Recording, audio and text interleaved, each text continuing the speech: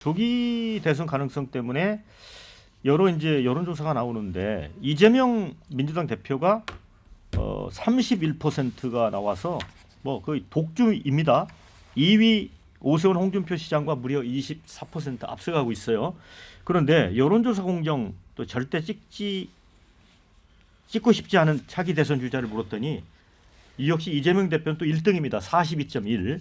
1위인데 홍준표 대구시장은 찍고 싶지 않은 후보의 두 번째 16.8%. 이 결과는 어떻게 해석하세요? 근데 현재 국면에서 이재명 대표 그러니까 선택하겠다는 게 30%대가 나오는 게 사실은 굉장히 불안한 수치라고 봐야 되는 거죠. 왜 민주당 쪽에는 지금 뭐 거의 이재명 대표 1인 독주 체제 아닙니까?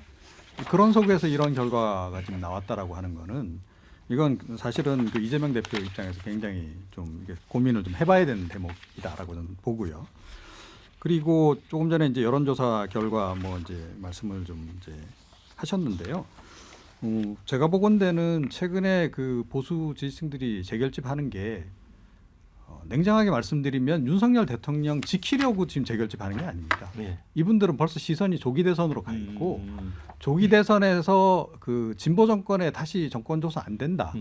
더하기 특히 이재명 대표에게 권력을 줘서는 안 된다.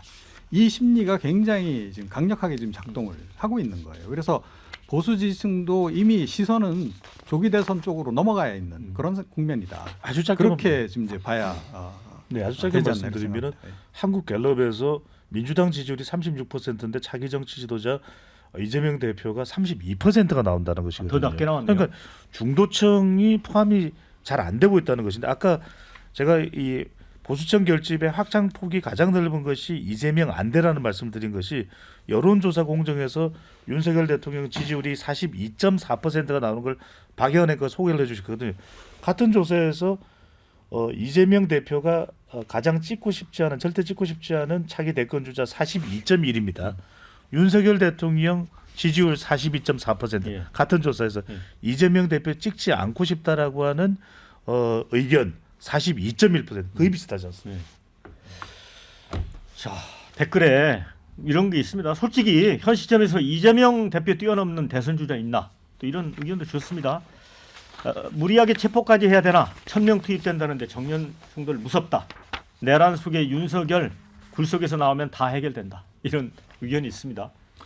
일단은 뭐 지지율부터 말씀드리면 아까 소개해 주셨던 MBS의 뭐 정당 지지율이 더불어민주당 36%인데 뭐 국민의힘 32%로 비등비등하다 이렇게 말씀해 주셨지만 거기에 다른 문항들도 많이 있거든요. 대선 후보 지지율 그러니까 정당 기준 대선 후보 지지 이렇게 물어보니까 더불어민주당에서 내는 후보 찍겠다고 하는 사람이 41%, 국민의힘 후보 29%. 그리고 반면에 대선 후보 호감도로 가면은 이제 이재명 후보가 더 낮죠. 이재명 후보에 대한 비호감도가 충분히 있고 민주당에 대한 신뢰도 뭐 그저 그렇지만 이 상황에 대해서 국민의힘에 다시 한번 뭐 권력을 내줄 수는 없다는 어떤 유권자들의 흐름이라는 게 있는 거거든요. 그래서 이걸 만약에 정리 안 하고 지금처럼 백골단 소개하는 것처럼 그렇게 계속 국민의힘이 간다? 대선 보나 마나입니다. 제가 봤을 때.